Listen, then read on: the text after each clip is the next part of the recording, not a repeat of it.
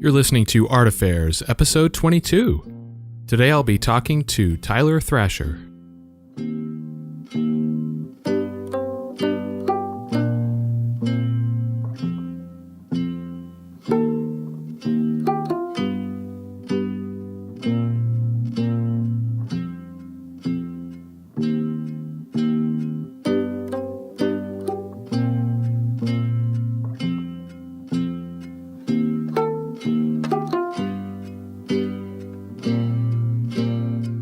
Alright, so my name's Michael Faith, and this is Art Affairs.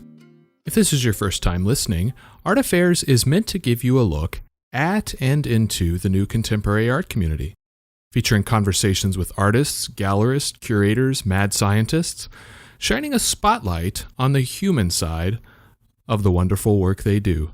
You can dig through previous episodes, complete with show notes, at artaffairs.podcast.com, and you can check out new episodes on all your favorite podcast platforms. Of course, if you like what I'm doing here, be sure to subscribe. And you can always connect with the show on Instagram and Facebook at Art Affairs Podcast. On Twitter, it's at art_affairs. All right, so today's guest is artist and scientist Tyler Thrasher. I'm really stoked I was able to have Tyler on the show. He's someone that fascinates me so much just by how many completely different things he loves and is involved in. Everything from cave exploration to plant hybridization to composing electronic music. He's into so much. We talk about his many interests on the show, as well as diving into his crystallization process a bit, how he and his wife lost everything in a house fire back in 2016, his recent philanthropic projects, and a whole lot more. So I hope you enjoy my conversation with Tyler Thrasher.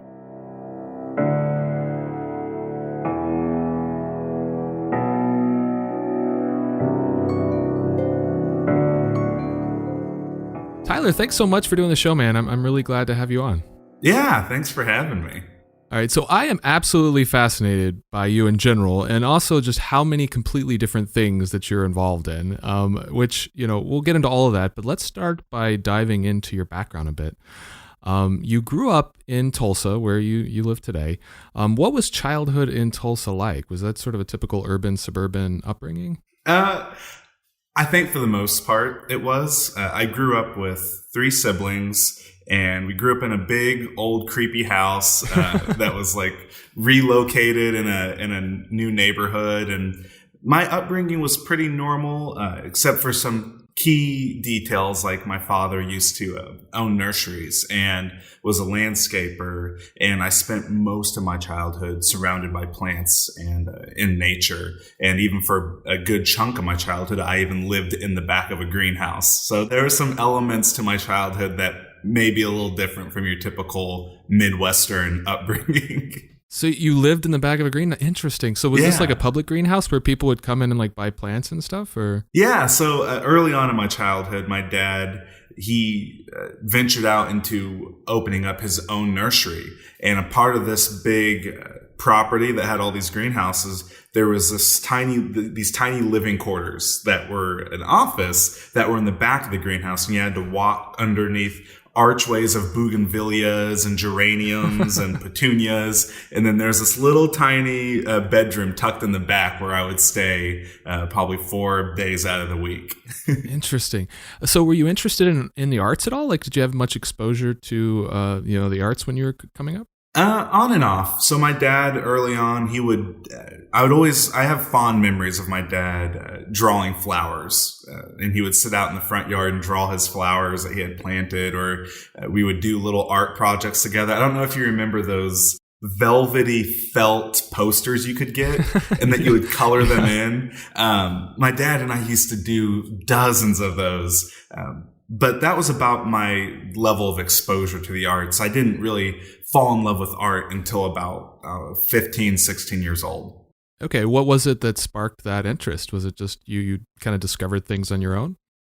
Well, so honestly, when I was in middle school, I got kicked out of my band class because I was too goofy, and I needed to take a creative elective. And so I thought, well, it's like music or art. Those are my options. So I took art, and then I was like, oh wow, I actually enjoy this. And then in high school, I had a teacher who saw me doodling in the hallway, and she stopped me and said, you are taking my class next semester. Nice. And she signed me up. Like, I found out I was taking her class, and from there, it's just one deep rabbit hole of love and fascination. That's amazing. It's amazing how you sort of just stumbled upon it like that. Yeah. What about science? Like, what was your relationship with science growing up? I didn't grow up in a scientific household. We did things like go to the zoo, and we hiked a lot. And I always had this fascination for nature. But again, it wasn't really until high school that I started even considering science something I wanted in my daily life. And it's even weird because some of the things I loved in science, I was already doing in my day-to-day life. I just didn't put it under this umbrella of this is science. And chemistry came into that from taking chemistry courses in high school. And then my brain was, from that point on, was thinking, how can you combine chemistry and art and science and art? And it was about 15 or 16 when most of the things I do now started to blossom. And then I started realizing who I was and what it is I wanted to do.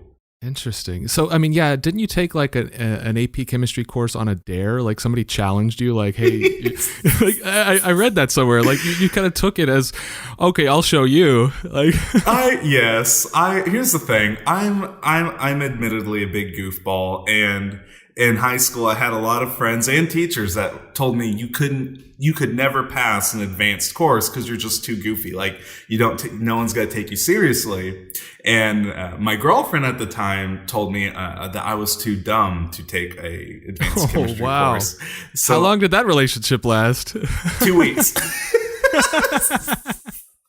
So I took the course, and it was one of the hardest things I've ever done. And then I realized I was in love. And yeah, most of the things I'm doing now probably were sparked from the fact that I'm a huge goofball and people couldn't take me seriously. So that's amazing.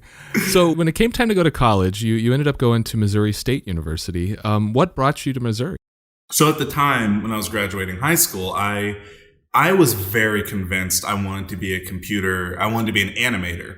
And at the time in high school, I had taken years of Japanese language and culture courses. And I was damn near fluent in Japanese. And I thought, I'm going to go to Japan. I have all these animations I want to do. And I was dreaming big. So the closest school that offered both Japanese and computer animation was Missouri State University.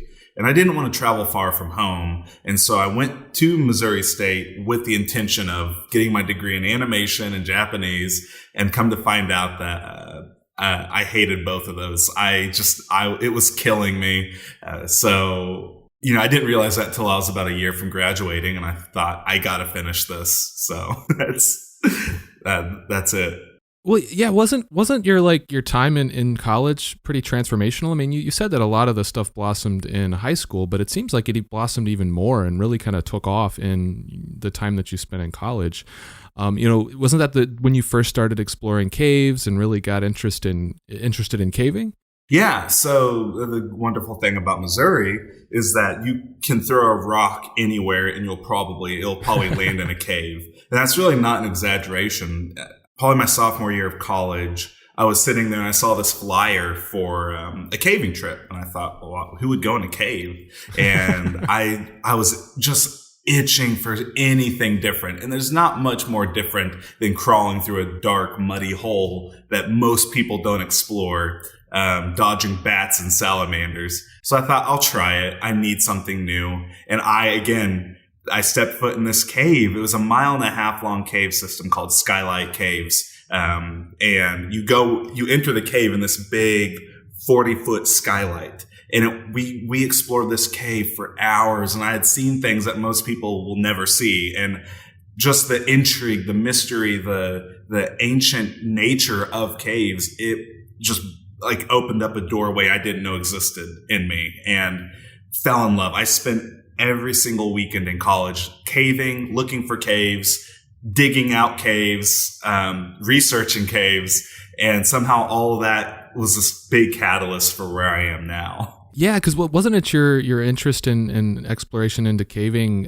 what got you fascinated in mineralogy? Yes. So, when you're underground for hours crawling through tight holes and then you look up and you see this little nook where you can see gypsum crystals growing, or you can see million-year-old stalactites or stalagmites, you just almost can't help but be inspired by that. And before I knew it, I was drawing and illustrating crystals. I didn't do any of this stuff. This just kind of started all happening at once. And I found myself fascinated by molecular geometry and natural geometry. And I just sat there thinking, how can I incorporate more of my constant experiences in caves? How can I work that more into my art? Because at this point, I was spending more times in caves than I was working on my schoolwork. And so I was like, obviously, this is the route my brain needs to go. Right. Are you still able to go caving today? Like, is it something you're still able to do?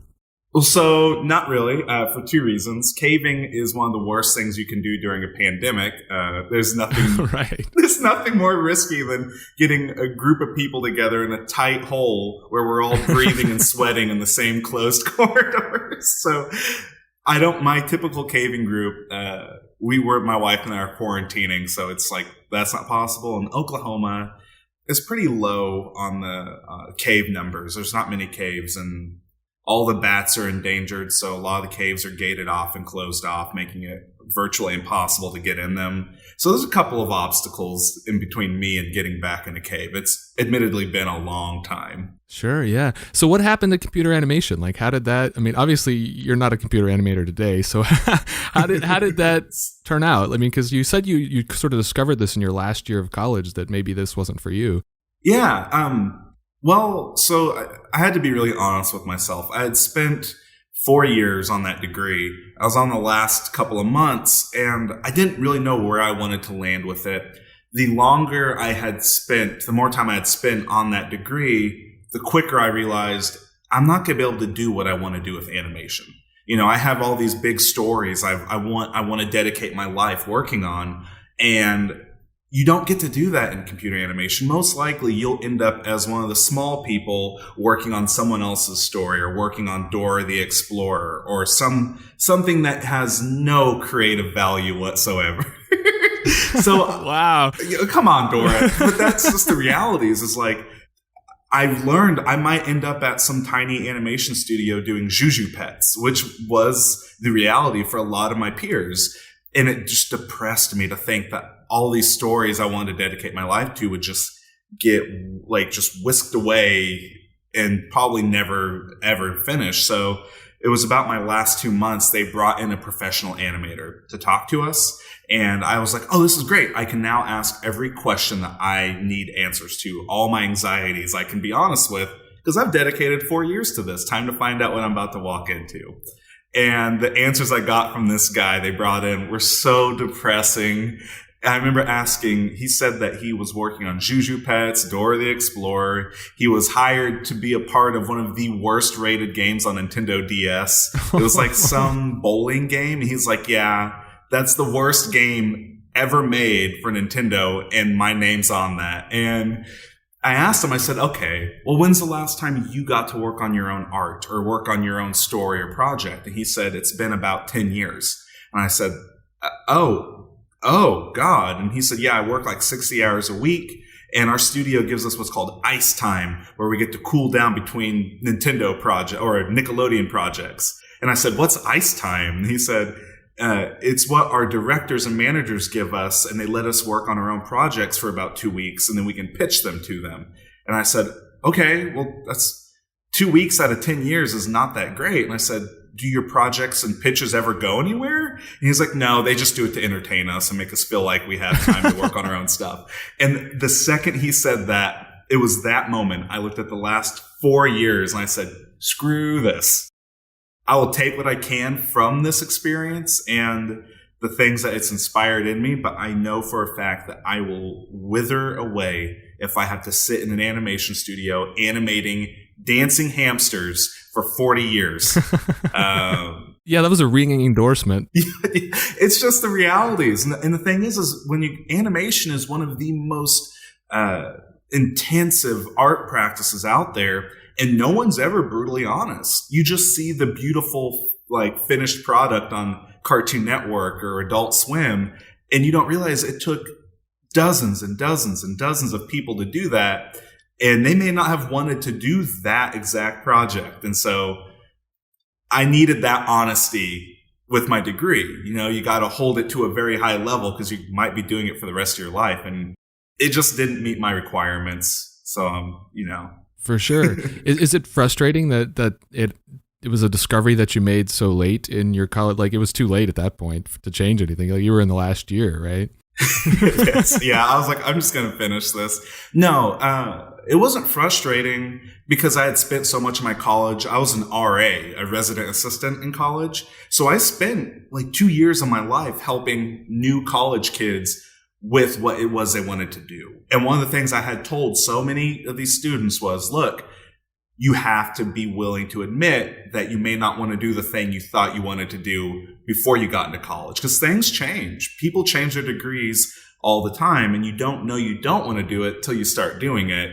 So I already had preached this to so many people that when it finally happened to me, I looked at it and said, Tyler, you've learned so much from this. You know, I've learned how to use a lot of programs from my animation degree, and there are a lot of very useful tools and resources that I made well worth my money. It's just I had to realize I don't want to sit in a studio doing those things. So it wasn't frustrating or disappointing. It was more eye-opening, and I just hopped on that as quick as I could. For sure. Yeah, no doubt. Because, I mean, you know, that experience alone, I think, was valuable. Just knowing what you don't want to do, you know? Yes. So in addition to that sort of self-discovery, wasn't it also your last year in college when you first really began experimenting with crystallization? Yeah. So I had this chemistry background and chemistry fascination.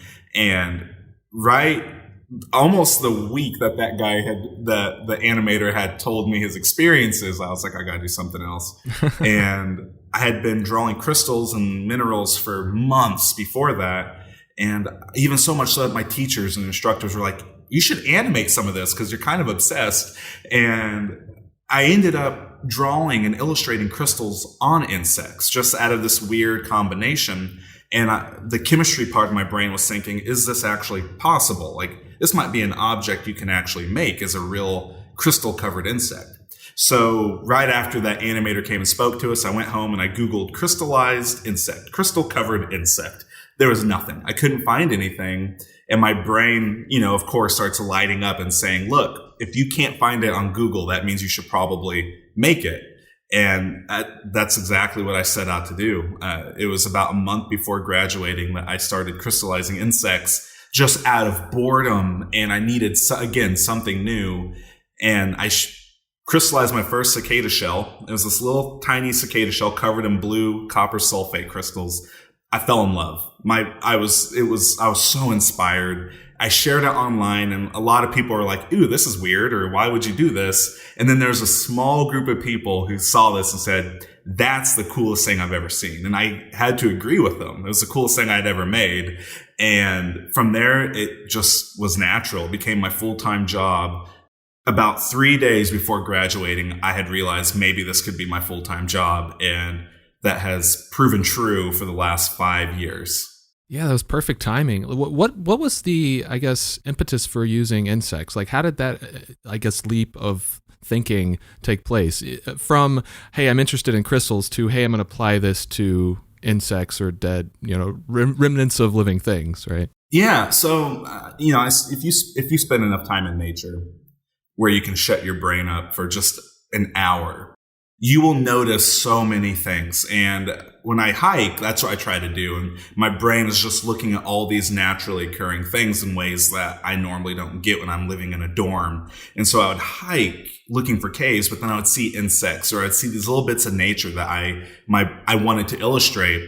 So about the same time I was drawing crystals and illustrating crystals, I was also drawing and illustrating insects. And I just found myself almost grasping at anything natural. It was like this beautiful escape for me, was to get out of the world and get back into nature. And so when I started drawing crystals and insects separately, it's one of those weird things when you're falling asleep and you're trying to think, what is the next thing I could make? And you already have these two different worlds that you're doing separately. And it was just a quick step for my brain to go, why don't you combine the two on paper? And that was really it, as I was already illustrating both crystals and insects separately. And then I was thinking, what could I make next? And my brain kind of just threw that one at me. And it was just kind of a naturally occurring organic marriage, in my opinion. Yeah. Yeah, that's amazing. Beyond the chemistry that you'd taken in high school, had you been doing much with chemistry since then?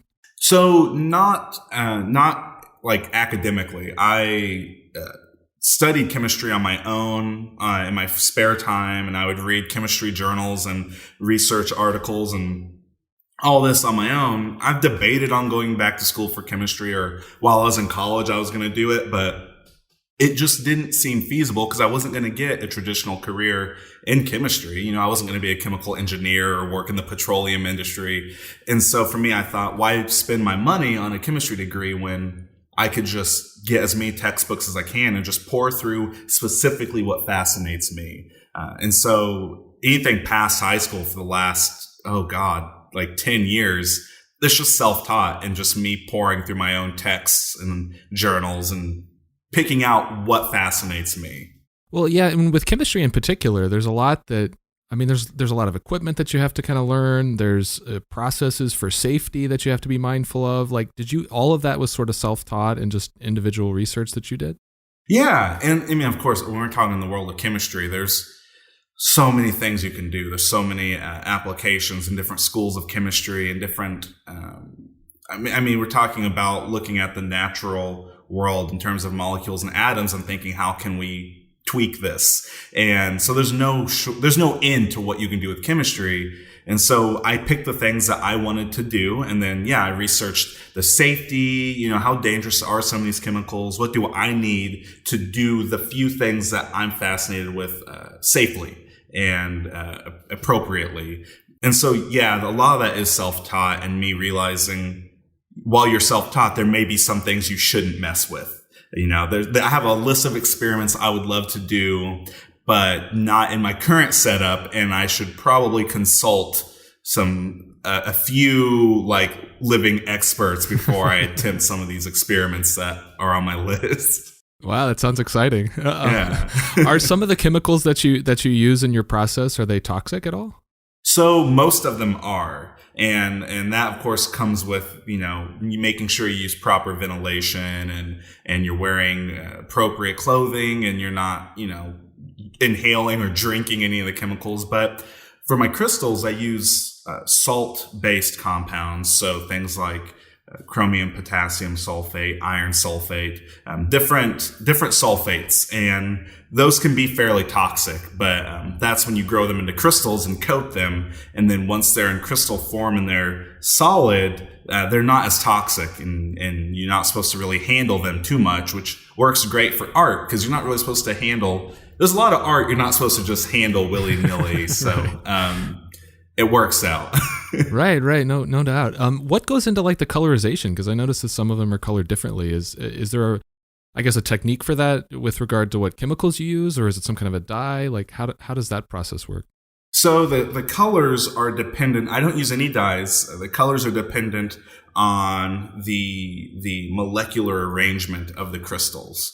So that molecular geometry I'd mentioned before, that is the base structure of a crystal. It's how those molecules will line up. It's like the perfect arrangement. It's essentially arranging the molecules in the most boring way possible is what yields a crystal, or the most organized way.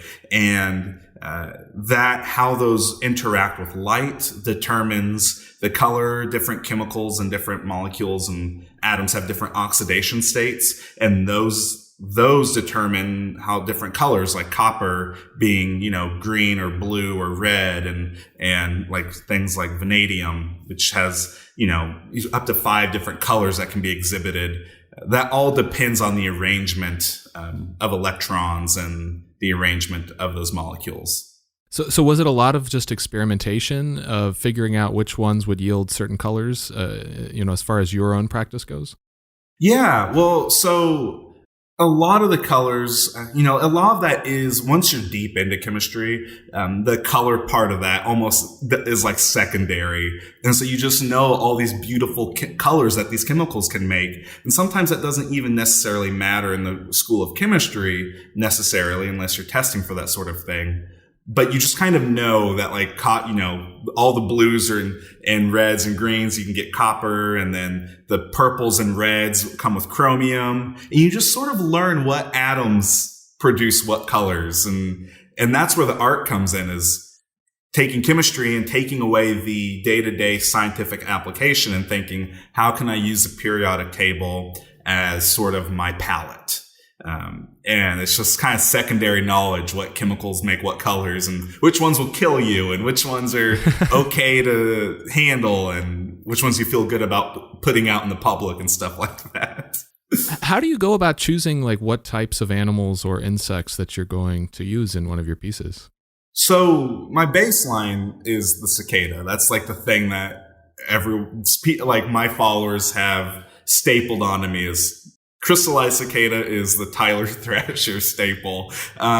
It's just funny how that happens. And so mostly cicadas or insects that have a hard exoskeleton, because we're putting these insects, they're dead. We're putting the dead insects in boiling hot vats of chemicals. And so they have to withstand that heat and the temperature. And so things like butterflies and moths just fall apart.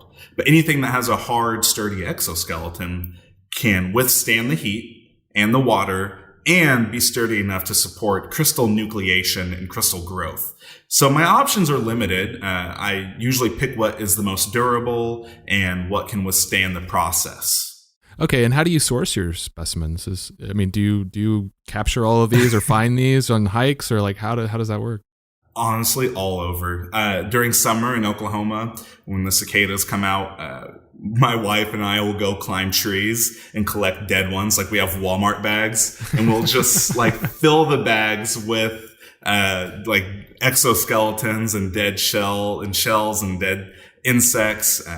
At this point in my career too, what's funny is people find dead bugs all the time and send them to me. So I have a regular just income of dead bugs that come in through the mail. And then I work with entomologists that either studied, they preserve dead bugs and study them, and then they sell the remains to me, or I work with people who find them and spread them like taxidermists. So I have 8 different avenues at which I source my pieces. It just depends on what I want to do and what's available. Very cool. Is the process that you use something that you can do a lot of at once, or is it a one at a time sort of thing? So, for instance, I do a lot of pieces in big batches. And so, depending on the vat, I could crystallize 15 to 20 cicadas at once if I have a vat large enough. And, that usually takes about a month and a half or so to get them all fully finished. But yeah, you can do them in batches, but you also have to be mindful when they crystallize. You got to be mindful of the risk of 2 pieces crystallizing together. And so you don't want to put things together that, say, a cicada could accidentally crystallize to a scorpion. And then whenever you separate the two, the scorpion tail breaks off and it's actually now attached to the cicada.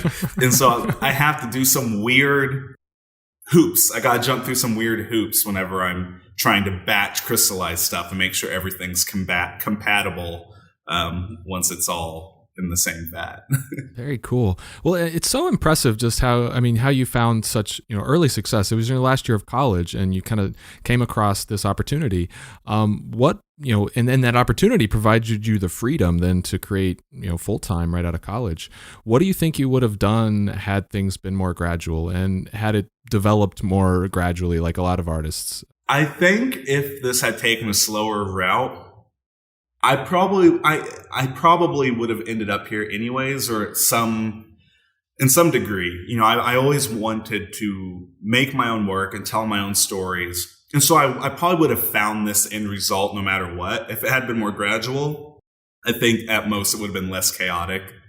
There's something about an idea taking off quicker than you can keep up with. and then you just trying to scramble to figure it out. I mean, even now every month I'm surprised by what's happening, and honestly, it's a real challenge to keep up with the rate at which you could make work, the rate at which you could put work out into the world. And the demand for me has been so amazingly insane that I'm like still trying to figure out, how do I manage this? So that no one in school is going to teach you, what do you do when your work goes viral?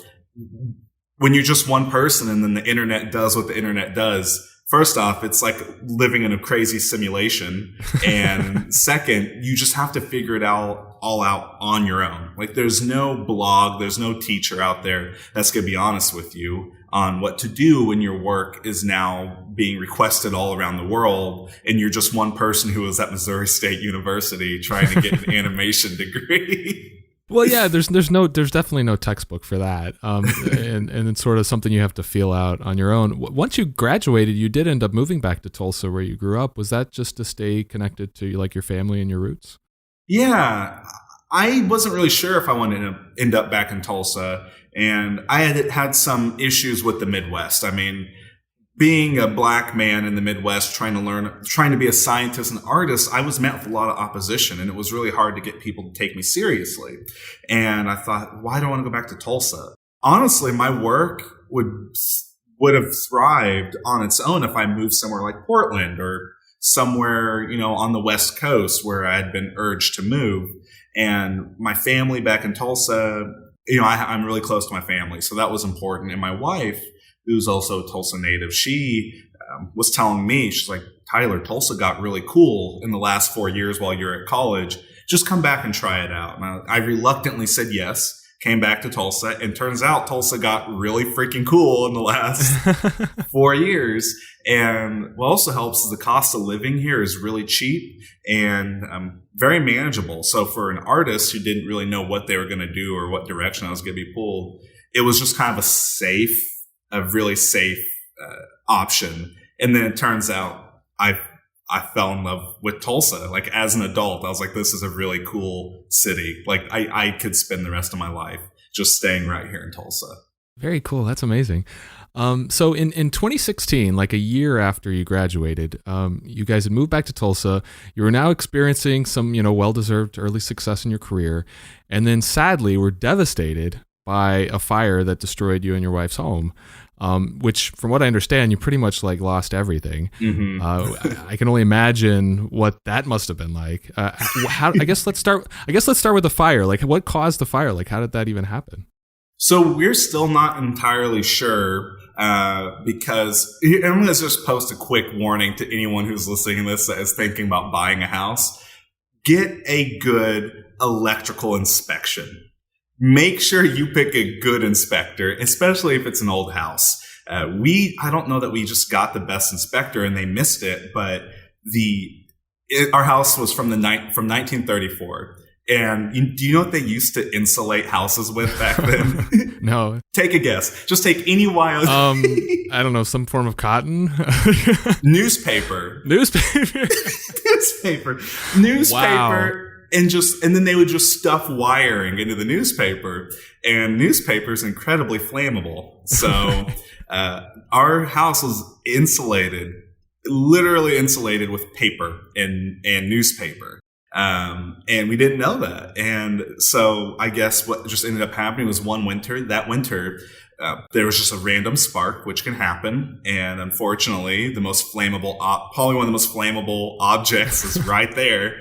And our house burned down in about 10 minutes. It didn't even take that long. Wow. Yeah, we had stepped out of the house. It was about a 20-minute window we were gone, in which our house had just, we think it started engulfing in flames about 5 minutes after we left. And wow. Well, I mean, your walls were made of kindling, like. Yeah. And we came back, and it was, we didn't really learn about what it was until our neighbor, who I've joked about, are my old neighbor in my podcast. Just this really mean person who I think is also mildly racist. Our house fire melted some of her siding, and she tried to sue us for that. What? Yeah, Wow. we came home, or the day after the fire, we came with the insurance person and be like, well, oh my God, what do we do? And our neighbor, who this was her first time seeing us since the fire, just stares at us and scowls. Didn't ask if we were okay or anything. And I was like, what's her problem? And I look up and her siding had melted. So her insurance company calls us to ask us if we started the fire and to get info. And we're like, no, we didn't start the fire. And they go, okay. You just lost your entire house. Yeah. And we found out it was electrical because they had contacted the fire chief who told them. And we just didn't know until she was trying to sue us to fix her siding. And I was like, this world is so effed up. That's a special kind of evil right there. That's like, yes. So how did you guys go about start the process of starting over, like getting back on your feet? Oh God, man, it's not easy. It was honestly really numbing. I had lost everything, including a lot of my artwork, and I had been working on an art book about 2 years prior to the fire. I'd lost everything, all the hard drives that my work was on. I was in the process that night. I was in the process of uploading my artwork to a cloud service.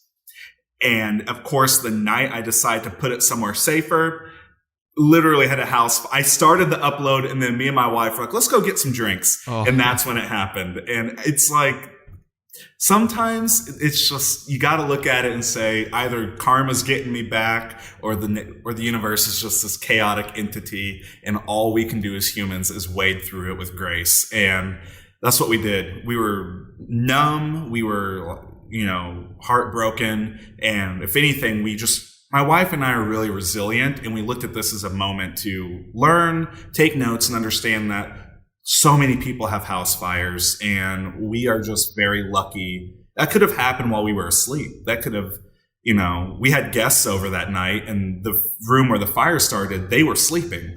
And so we looked at it and said, if the house was going to go down from just being old and insulated with newspaper, it happened at the best possible moment. We didn't have our baby, and we were gone when it happened, and it didn't start while we were in the house. And so we just looked at it as we don't have any options except to be grateful we weren't home. Like that's literally all we have left. And so that's what you do. You just pick up what you have and say humans are resilient. And then, our friends started a GoFundMe for us, and 1,000 strangers backed it. And we were able to buy some clothes again and buy a computer so I could get back to work.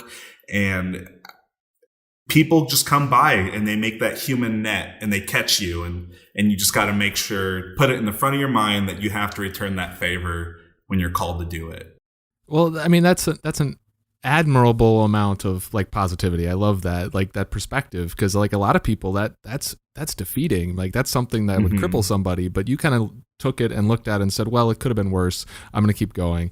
And wasn't that book that you were working on, Wisdom of the Furnace, didn't that, from what I've read, that almost fueled you to work even harder on that?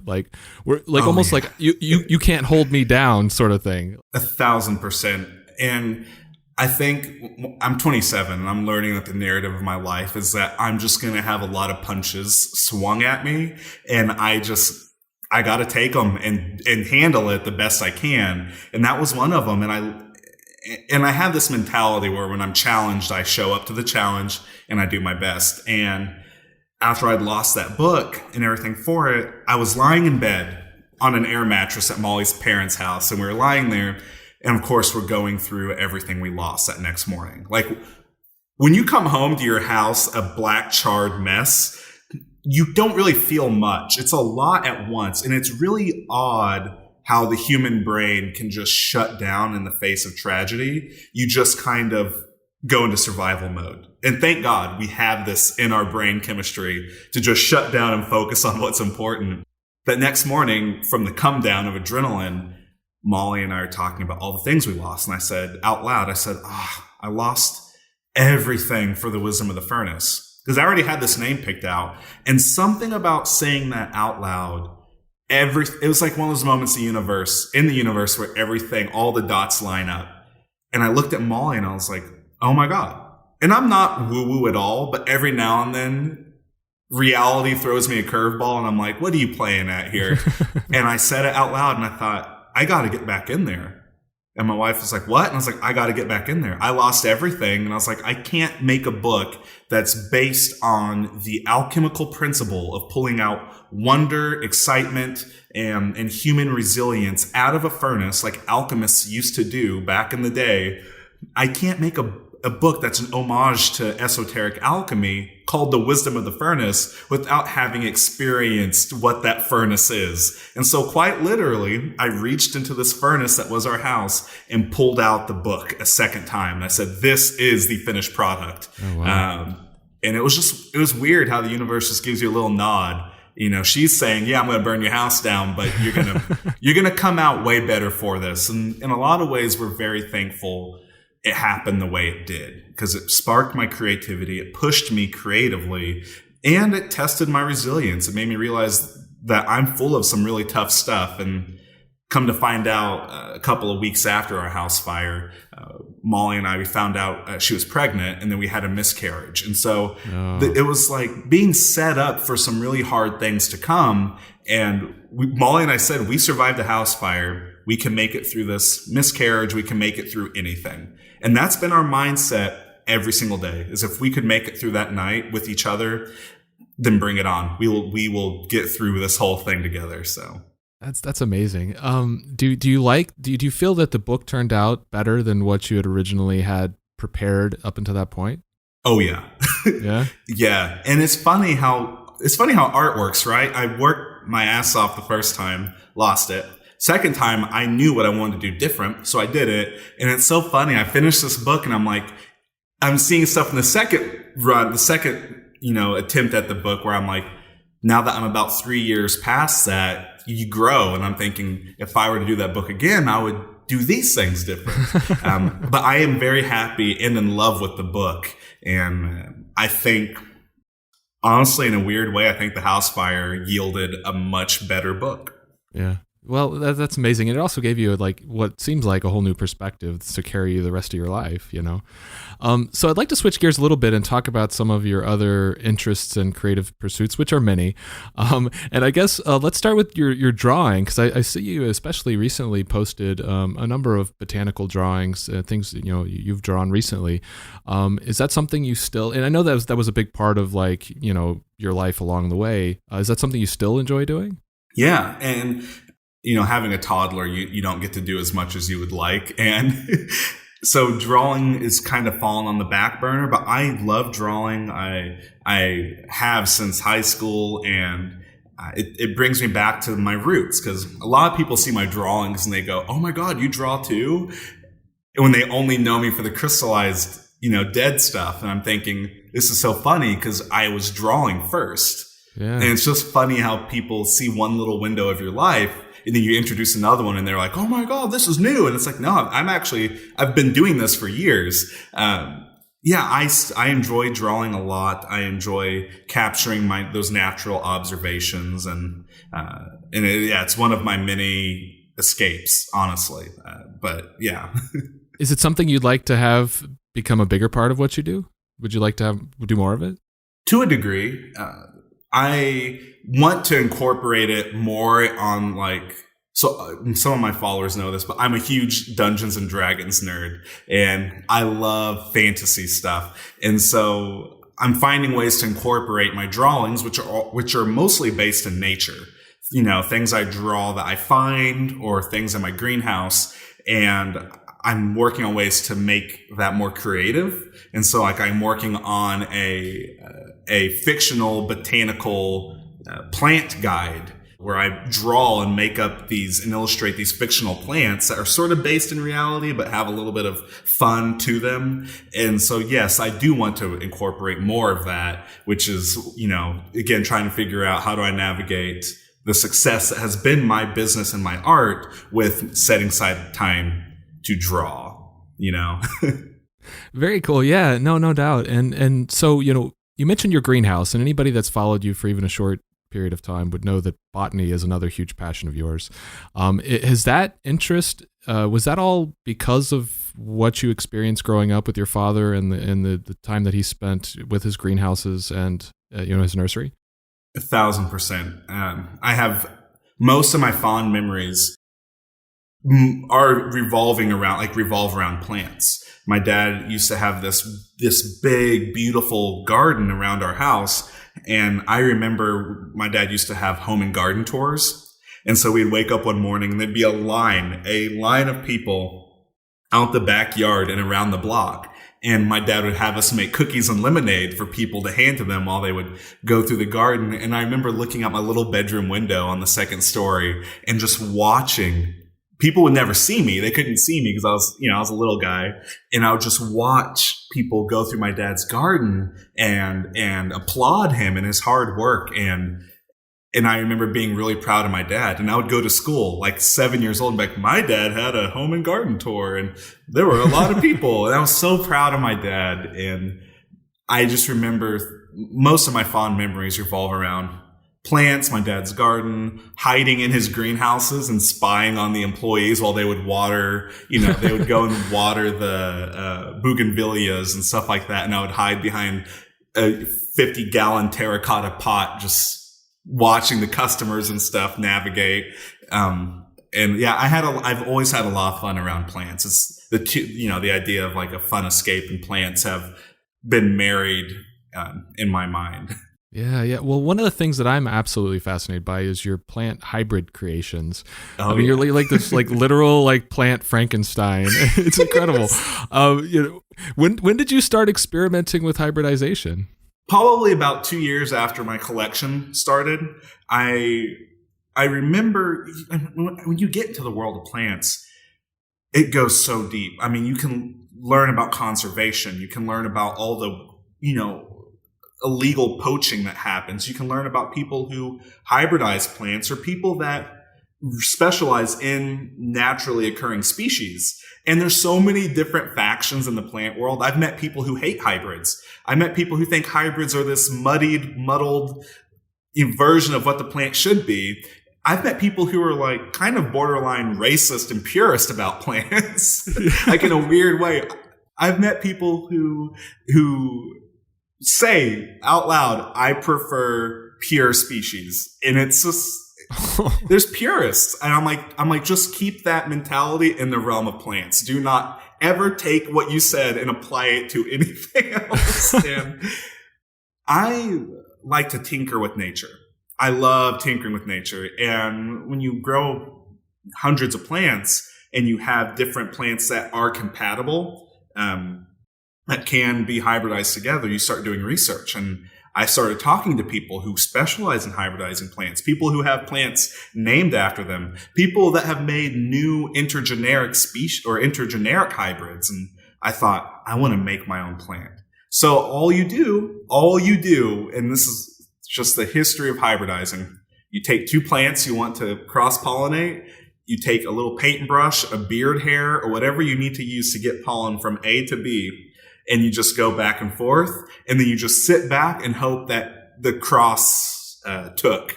And it takes months before you have seed, and then you sow the seed, and then it takes 3 years before you can say definitively if it's a true hybrid. Wow, that's a long game. It is, and to me it's art. I've talked to botanists and growers that look at their hybrids as an art form. They intentionally pick the two they want to cross, and they have different traits that they hope will come through in the offspring.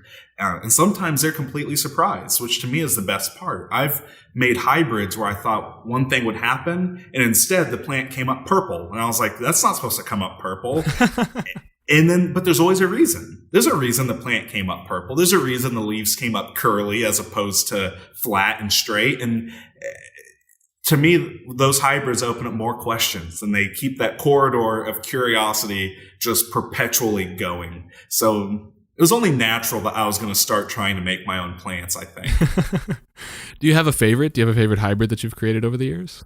So I'm honestly very early in my career as a hybridizer.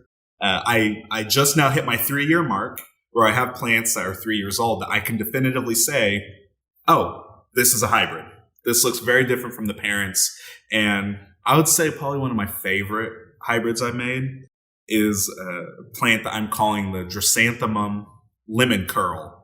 And what it was is I took 2 different Chrysanthemum species, and they have these sparkly bladders on the outsides of the leaves that hold water. So they look like they're crystallized, which was another fascination for me, is when light hits the leaves, it's refracted through these water bubbles on the outside of the leaves, and it looks like it's bedazzled.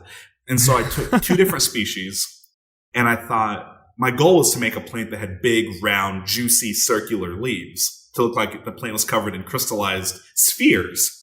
That's what theoretically I thought should happen. What ended up happening is some freak mutation came through, and all the plants came up variegated, where parts of the leaves didn't have chlorophyll. So the leaves were green and white as opposed to all green. Well, the white sections grow slower, so it constricts the green sections, and it caused the leaves to sort of contort and twist inward and curl because only half of the leaf was growing. And so what I ended up with was a sparkly plant where its leaves would twist and curl around itself. Did not expect this at all. And it was it was a very fascinating discovery when those seedlings got large enough. And I was like, okay, those leaves are doing some weird shit.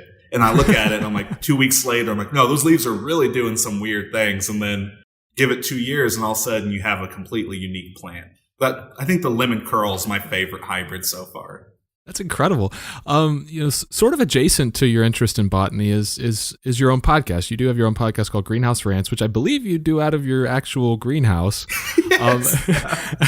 How did you first get started with podcasting? That was sort of a beautiful accident. I am prone to ranting and complaining, and I love it. And I used to go in the greenhouse to rant because Molly would be putting the baby to sleep. And if I have a crazy idea, whether it's based on anger or fascination, I had to go to the greenhouse to like get on my phone and like, cause I don't express things quietly. And so I'm like in the greenhouse pacing back and forth, shouting my ideas into the phone. And people started calling it greenhouse rants. Like people would be like, Tyler's in the greenhouse. And people would be like, oh, here comes another greenhouse rants. And one night I was falling asleep and someone messaged me and said, have you ever thought about just making a podcast about all your rants in the greenhouse? And I was like, no. And so I just put a microphone out there and I thought, yeah, this isn't a soundproof environment, but it had a bit of charm to it to be able to record. And then you would hear like the crickets chirping, or it would start raining and you hear the rain pelting on the glass. Or sometimes you would hear someone who's like, unfortunately strung out across the street shouting at a dog. Or at one point our neighbor had a rooster that would go off anytime I would start ranting. And so it just kind of became this experience of recording my opinions in a world that won't stop for me. So I just have to kind of work with it. That's incredible. And you also have another podcast, which, you mentioned your fascination and love for Dungeons and Dragons. Mm-hmm. This one's called The Lost Magic. Is that one more focused? Does that have more of a narrative focus to it? Are you telling stories with that one, or what's the story there? Yeah. So it's half and half. The beauty about Dungeons and Dragons is, you have the dungeon master and then you have the players. Dungeon Master tells the stories, and the players come in and they just mess your world up, and they make their own paths in your world. I love the interaction between the Dungeon Master and the players. And so the Lost Magic podcast is I have always wanted to tell short stories through Dungeons and Dragons, like using the world of D&D to tell short stories. And so it's half storytelling, but also I'm just recording us playing a game where I wrote the rules of the game. And some of the best moments in that podcast are times where players take my story and then they just twist it in a way that challenges me to come back around and meet it. But also it has to be contained because it's a story. It can't go too off the walls. You got to keep it contained. And so The Lost Magic is going to be a series of short stories that are seemingly unrelated. So as you listen to all these different short stories, there's no evident connection, but the main goal is to reveal a big connection that opens up a whole new world within the stories. And that's just something we've slowly been working on. Of course, you can't play D&D during a pandemic, so that's kind of been put on hold. But I have 3 of the stories up so far. Very cool. Awesome. So podcasting isn't the only audio related interest you have, though. You've also, from what I understand, write and compose electronic music, like ever since college. Yeah. How did you first get into that? Like, how did you first take an interest in making music, I guess? That was also another accident. I wasn't really familiar with electronic music until high school. And I remember, I had a little iPod Nano, and I used LimeWire like everyone else did, where I would illegally download music like everyone else. And I remember finding this track by Tiesto, DJ Tiesto. He makes electronic music. And I was like, that's a crazy ass name. So I downloaded it and I listened to it, and something about the constant rhythm and the constant, 4 to the floor kick drum and like something about that really resonated with my brain and the pace at which my brain moves. And I became obsessed. I would listen to electronic music exclusively. And at some point in high school, I thought, I want to make some. And then in college, I got a computer. I got a sponsorship from Image Line that does FL Studio. And I just started bebopping around and hitting keys and seeing what happened. And next thing I know, I was learning how to make electronic music. That's amazing. What kind of equipment do you use? So it's really simple. I just have 2 really nice speakers, and I have a little, you can see it behind me, this little 3-octave keyboard, this little synthesizer, and I just use a digital audio workstation where you can compose your music, you can edit and create synths and different sounds and different sound waves, and you just use all that information to hopefully make music. And I do it all on my computer with just that little keyboard and a program that is miraculous. Is making music something you just do solely for fun, or would you like to do more with it? So far, it's solely for fun, and I don't have any intense musical training. Everything I know, I just learn on my own, and I read lots of stuff on music and musical theory, and for me, I don't want to make it too serious, but I do envision a point in my life where I do get a better grasp on my business and things get a little more under control, where maybe I could dedicate a year, hopefully sometime soon, to just sitting down and just making the kind of music I want and sort of mastering my handle on electronic music. But for now, it's just sort of like I'm done crystallizing stuff. I would like to hit some keys for 2 hours kind of thing. That's awesome. I mean, you're interested in so many different things. How do you make time for all these different things that you love? It was much easier before I had a baby.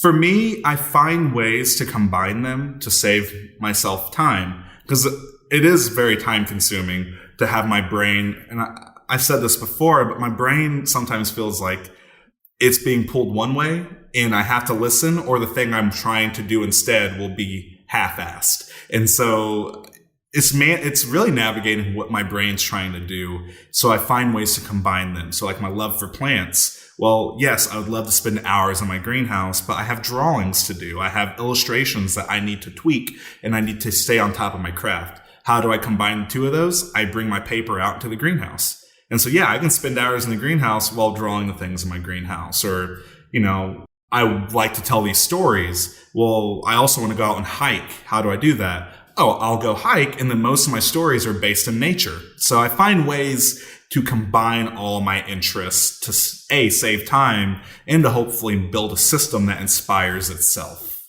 Yeah, that's very cool. So let's talk a little bit about the Do Good Gang. And I absolutely love, I love what you created there. Following what happened with George Floyd's murder, and there's just a lot of incredible work being done, and I all the activism around Black Lives Matter and defunding the police, and I love how you sort of took that opportunity, looked at what your sphere of influence and the way that you work, and found a way to do something good, and with the Raise Some Heck fundraiser, turned it into this incredibly inspiring thing. How did that all get started? Where did the idea come from? Well, I I think I'm stuck with a lot of humans that are very frustrated and we want to do things right. I believe most humans want to do good, and I believe we are looking for creative ways to do good. And that's been my goal. Even in college, you could ask my wife, hours on the phone, long distance, I would say, I just want to be a successful artist. And she would be like, why is that so important to you? I'm like, because I might have the capacity to do a lot of good that's not happening. I at the time I wasn't seeing a lot of artists I looked up to giving a damn. I was following big artists and producers and creatives that I was looking at them having millions of followers and doing all these big tours. And I'm like, that's good for them.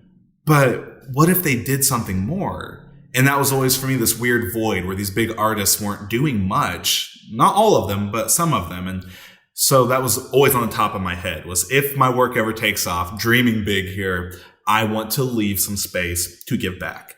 And with the BLM protests and on top of a million frustrations from this year, that was it. I found this opening, and I had 3 people DM me and say, what if you sold the Raise Some Heck shirts to raise a little bit of money, And I was thinking, that's great, of course. And I thought maybe we'll raise like $5,000, which at the time I was like, that is a lot of money. I was like, if we could raise $5,000 to donate right now, man, pat myself on the back and call it a day.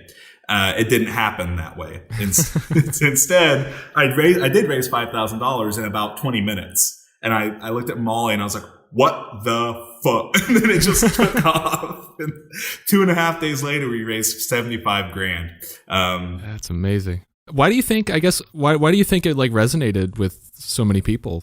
I think right now, there's a world that Black artists have to navigate that a lot of artists don't.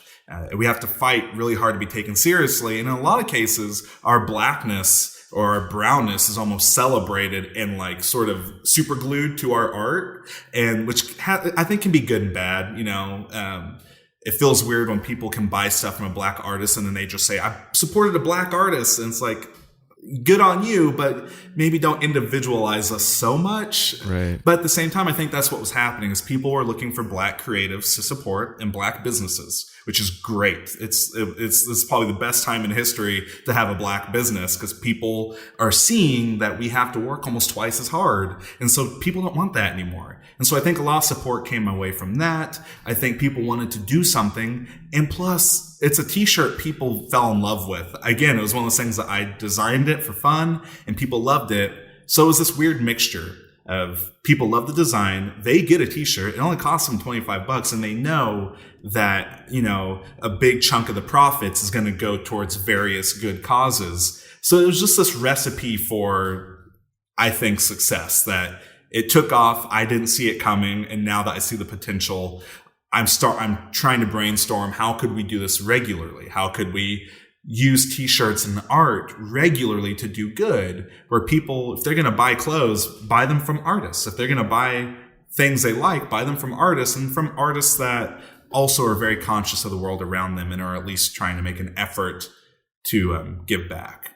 Yeah, it definitely does seem to have been this sort of perfect combination of things. The message itself is spot on. I think it has a lot of the same spirit and energy of, John Lewis's famous "Good Trouble" quote. I think, it sort of has that same sort of spirit to it, which I think a lot of people have grasped onto. But then also, like you said, the causes were amazing. Some of that money went to the Bail Project. Some of it went to Science Kids for Black Kids in Tulsa, which is incredible. That's some really good work. And I think that's probably a lot of why people really kind of, clung to it as much as they did. Have you had a chance to I guess, get any feedback from the families that got some of those kits? Have you heard back? Yeah, immediately. One of the first parents to come pick up kits, they were teaching about 30 kids that couldn't go to school. And so they did them outside. They rented this big covered patio and did the experiments outside, 30 kids. And she sent me photos of all of them, and just getting a collage of photos of kids grinning and smiling, and they're responding to this kit the same way I respond to the natural world and science. I recognized that look because I have that same energy about a lot of things. And I got those and I cried the first time I got some images back of kids with the kits. And I thought, maybe I'm doing something good here. And then, a lot of parents were sending me messages saying the kids loved it. One kid in particular did the science experiment and he kept it in the jar and he put it on his shelf. Oh, and wow. He wrote me a letter in the mail that said, I love it so much. It's on my shelf and I look at it every day. Oh, that's amazing. You're making like the next generation of like mad scientist Tyler Thrashers is what I hope so. And it's a tiny thing. That kit cost me maybe $8 to $10 to make, and it's a tiny little thing, but I get it. And for a lot of these kids, I would have loved to have had, someone send me a weird mystery mad science box. And kids can take something that's like a 2-hour experiment and they will hold on to that and that fascination from that one little tiny afternoon, playtime that goes on for years. I mean, I think about tiny things I did that maybe I spent 10 minutes of my childhood doing, and something about it sparked a catalyst and domino effect of things I would do and love for years to come. So yeah, that's amazing. Yeah, I think all the kids so far have loved them. And you mentioned that you wanted to keep this going, and you're planning to do even more, from what I understand. Isn't there another shirt on the way, Propagate Goodness? Yes, so August 15th, we will be doing the pre-order for a shirt called, says Propagate Goodness. And it was a phrase that I had said a couple of times, and it's one of those phrases I said, and I was like, that should go on a shirt. I have a list of things I'm like, that should go on a shirt. And so that, yes, we're going to do that one. And the focus from that, for the donations, is we're going to donate a big chunk to like food insecurity and helping with food security causes and helping with, unfortunately, a lot of people are about to face evictions, especially in Tulsa, where 1 in 8 people are going to be evicted within any given year currently. And we're trying to think, how can we help with rent relief or do our one tiny part to maybe help a few people? And then we're going to make, instead of science kits, we're going to make plant propagation kits for kids. Oh, nice. So keeping that trend going of not only giving large amounts of money to different causes and foundations, but how can we take some of that money and convert it into a fun experience for kids and adults, not just giving money to foundations, but how can we turn that money into something else and use it creatively? Well, yeah, and I love that you're keeping that that aspect of the giving, where at least some portion of it is going towards providing opportunities to kids that don't often have those opportunities, right? And I think that's sort of going towards this idea of undoing some of the systemic racism that our country's experienced, right? Giving kids an opportunity that they not necessarily would have had otherwise. And I really like that and appreciate that about, what you're doing. And I'm glad that you're continuing to do that as far as, the efforts going forward. So let's talk a bit about what you have coming up. Did I read that you're like working on a novel? Is that a thing? Yes. Is that actually a thing? Oh yeah. So I have so many projects that I just do when I can, but one of them is a novel that started off as in Dungeons and Dragons. You can get a book on monsters and traps and dungeons. There's not a book in Dungeons and Dragons on plants. There's not a book on plants that dungeon masters can work into their world. And I thought I should obviously make this book. So it started off as I had this book I wanted to design from a Dungeons and Dragons botanist who explores the world and has made a journal of some of the craziest plants in this realm. And then what ended up happening is, as I was drawing the plants, I started to ask myself questions about the botanists themselves.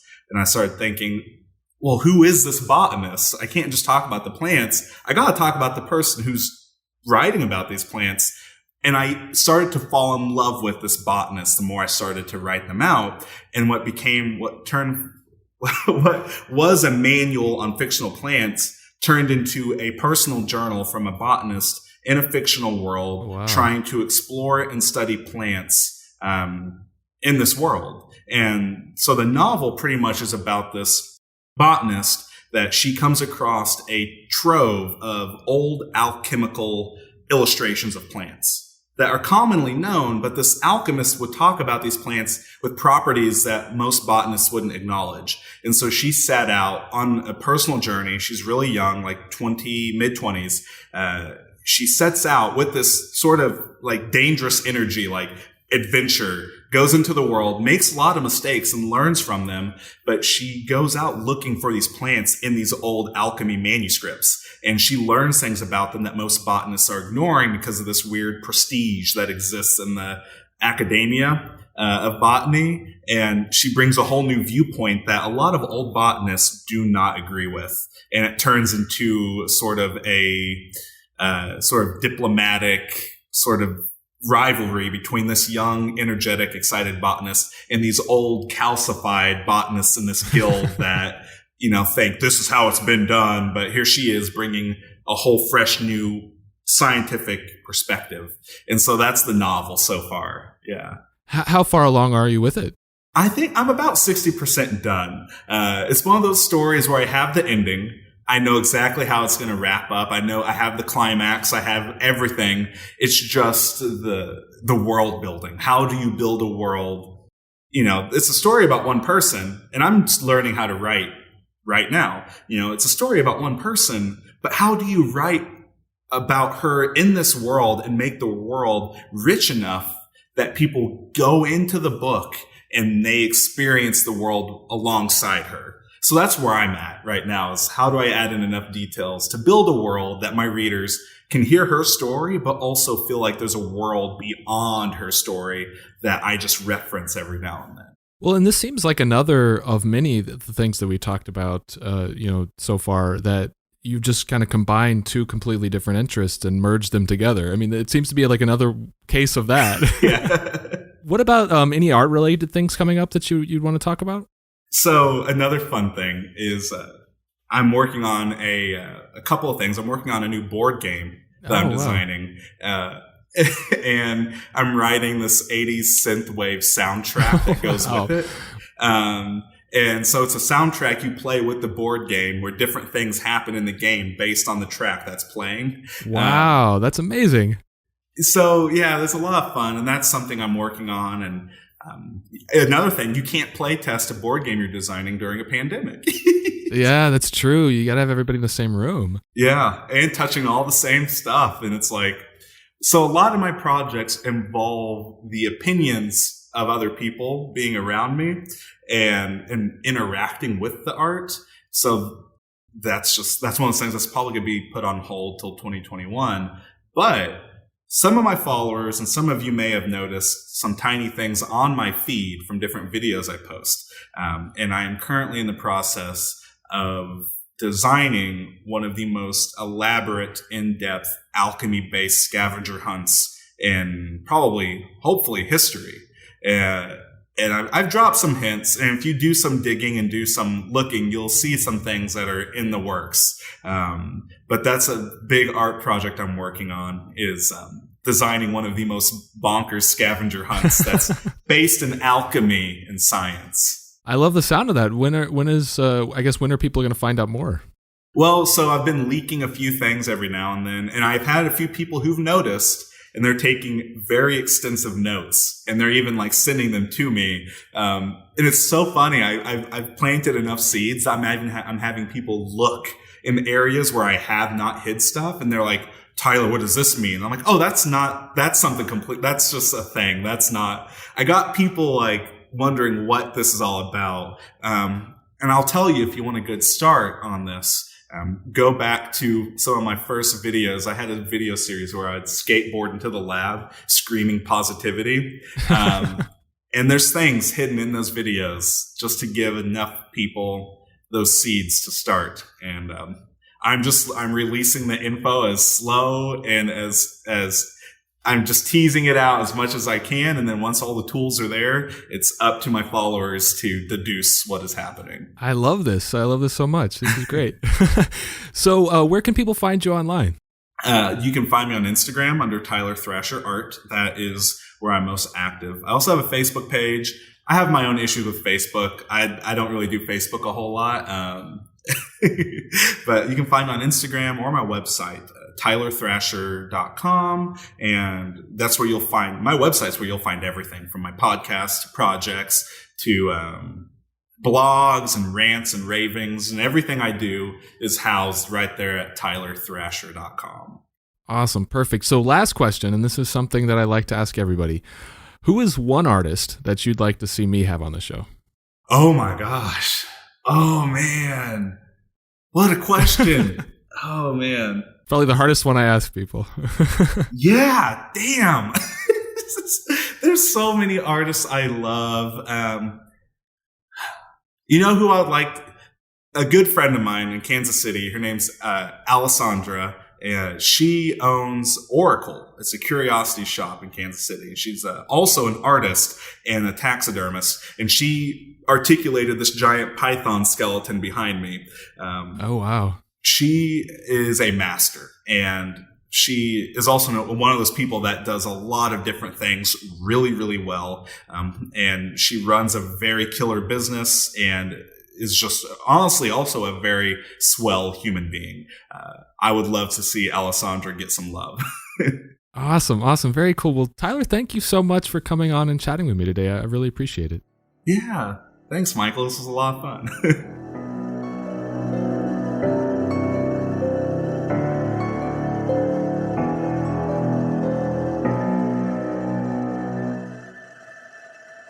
So that's it for this episode of Art Affairs. I hope you enjoyed my conversation with Tyler. Man, I find him to be such an inspiring guy. I mean, for one, he really has this palpable positive energy. I mean, you could obviously hear it on the show when he talks, but like the way that he and his wife came out of the house fire that they had, and rather than letting that defeat them and crush their spirits like it might have done to somebody else, they both looked at the positive side of it. At least they were still alive and still had each other and hadn't yet had their baby yet, right? And then using that experience as a sort of totem for their own strength and, something that they can look at to represent the strength of their relationship was pretty amazing. And also, Tyler just has this obvious love for the natural world and an innate curiosity that's just contagious. It's like he observes the way things are and then seems to ask the question, what if I nudge that a bit here and prod that a bit there? Let's see what happens, And that seems like something that's always been a part of him. And I love how he said he saw the same expressions of curiosity and excitement in the faces of the kids he's been able to send science kits to in Tulsa. Thanks to the enthusiasm and support of his do-good gang. I really like what he had to say about always wanting to do good with what he has, and these fundraisers seem to be a wonderful solution for bringing about some real good with his community, and in a way that's true to who he is. Really good stuff. So thanks again to Tyler for joining me today, and thank you for checking out the show. I'm truly grateful for your support. If you happen to have Apple Podcasts, rating and reviewing the show there is a great way to help out. And as always, you can contact me through my website at artaffairespodcast.com or on Instagram at artaffairespodcast. So until next time, be good to yourself and be good to each other.